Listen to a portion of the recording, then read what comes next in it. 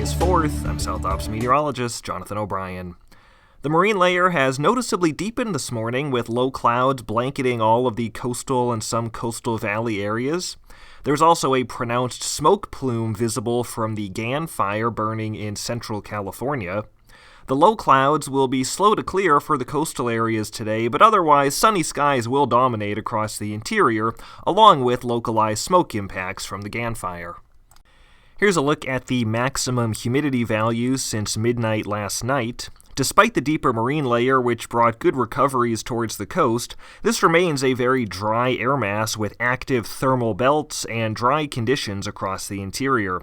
Many foothills and mountains only saw overnight maximum RH up to 30% or less, with some areas only seeing recoveries into the teens and 20s. Our pattern remains dominated by high pressure, though it has weakened a bit due to some troughing influences to the north. But as we go through the rest of this week, the high will actually re-strengthen as it remains centered near the Great Basin and the Four Corners.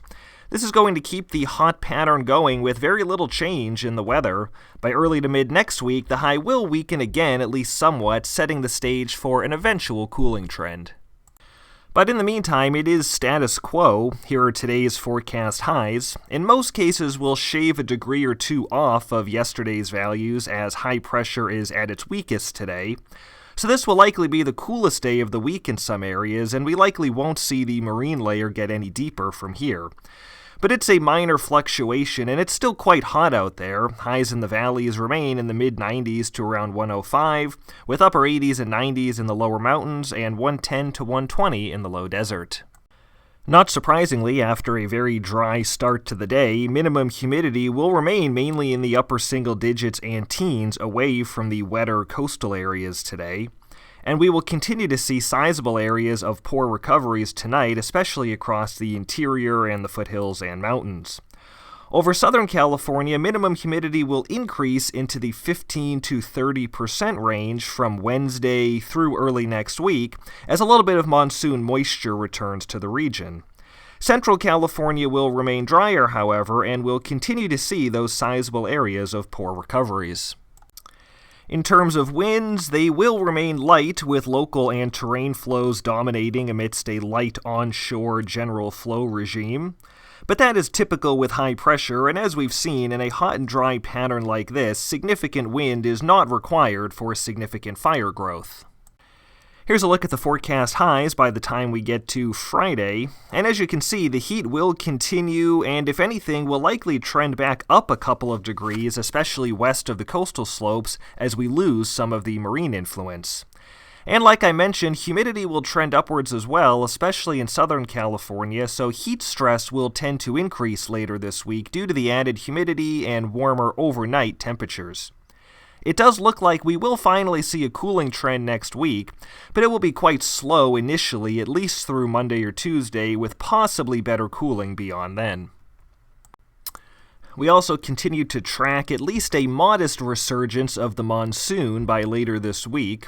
While it's still not the most favorable monsoonal pattern, an increase in east to southeast flow aloft will draw some moisture into the region later this week.